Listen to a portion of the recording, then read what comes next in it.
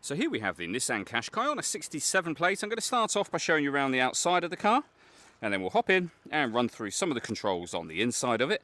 From the outside, you can see it's a 5-door car with alloy wheels and tinted windows. We're going to start off inside the boot area first of all.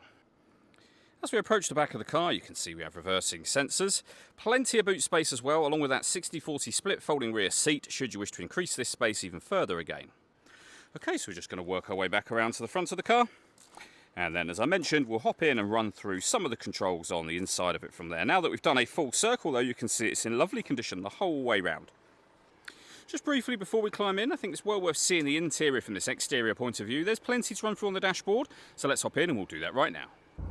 Okay, now that we're inside the car, we're going to start with the dials. Over on the left-hand side, first of all, we have the rev counter and coolant temperature gauge. On the right-hand side, the speedometer and fuel gauge. And then in the centre, you can see the total miles of the car. They are 69,278. You can change the information that's displayed above that using buttons on the steering wheel for various different menus. As you can see, you can, for example, as you saw just there, have a digital readout for the speedometer. The buttons I was using to do that are just here. We have stereo controls surrounding that. Over on the right hand side we have cruise control, speed limiter and phone controls.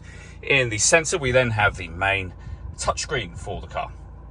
So we're on the phone menu at the moment. You can connect your phone from here. When it comes to music, we've got DAB, FM and AM radio. We have a CD player. We've got Bluetooth audio and auxiliary inputs as well. This car's also got satellite navigation. And it has parking cameras, not just any parking cameras, but a 360 camera. So what you're looking at there is a bird's eye view image of the car and the front facing camera. We have a front facing camera and the front near side, so passenger side wheel.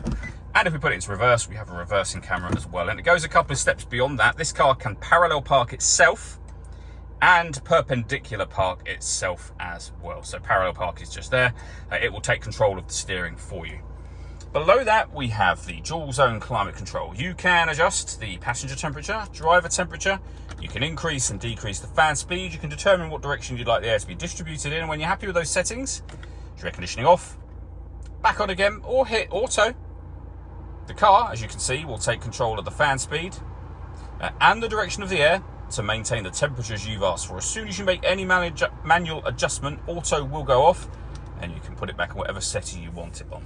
We have a 12-volt charging socket, electronic handbrake with an auto hold function, your 6-speed manual gearbox, and then both passenger and driver heated seats as well.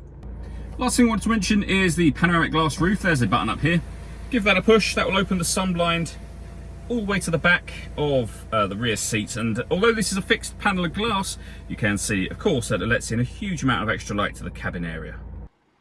All that leaves me to say is thank you for taking the time to watch this video. If you'd like to come and see the car for yourself and have a test drive, please feel free to give us a call here at Surrey Specialist Cars. We'd love to hear from you soon.